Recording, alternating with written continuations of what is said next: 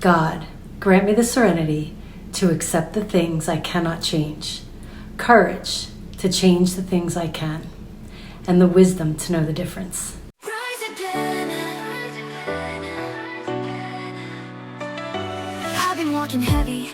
So this to me is a great tool to use to help me in my relationships, of course with anything in life, but in relationships and with setting boundaries and taking care of myself. Because the wisdom to know the difference between the things I can change and the things I cannot change. What do I have power over, right? If you don't have power over something, you can't change it, right? So there's that serenity to accept the things I cannot change. And those things are other people, places, and things, future events, past events, other people's thoughts, feelings, and behaviors. I cannot change those things, so I need the serenity to accept them. What are the things that I can control and can change? My thoughts, my feelings, and my behavior. And when I get very clear on this, it's freeing.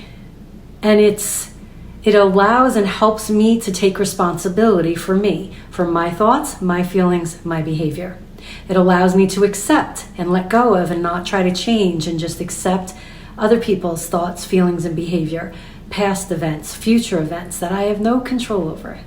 The wisdom to know the difference, right? So to me, the wisdom is, that's it. That's the wisdom. It's very simple. Other people, past and future events, cannot change.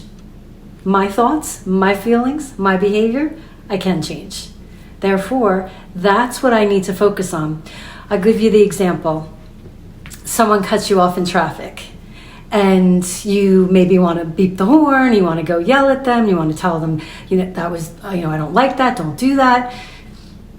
Is it going to do anything? No, you're not going to change what they just did. But you can acknowledge, wow, I feel really upset. And you can say, I'm really angry, but that's a whole nother lesson. We're going to talk about anger and what's underneath it. But in that situation, you're probably scared, right? You might be sad, right? Sad and or scared is under anger. And you're sad that there's people like this driving this way, and you're scared that, wow, you just almost caused an accident, and that's scary.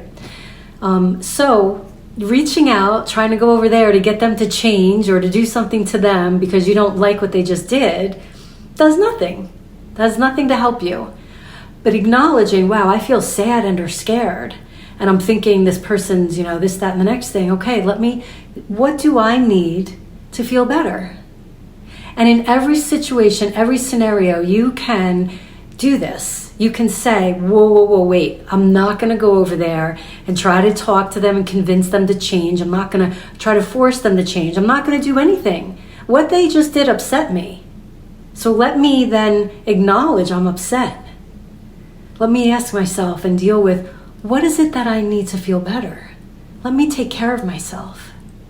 And when I do that, I feel better. And I'm not involving someone who most likely is not interested in hearing what I have to say or interested in changing, because to them, they didn't do anything wrong. They got what they needed and wanted. They took care of themselves. Now I need to take care of myself. I hope this makes sense, and it really, for me, is the Serenity Prayer, the Serenity Prayer, a very good tool to help me identify when I'm upset, how to take care of me and not go somewhere to do something or to bang my head up against the wall trying to change something that I can't. Have a blessed day.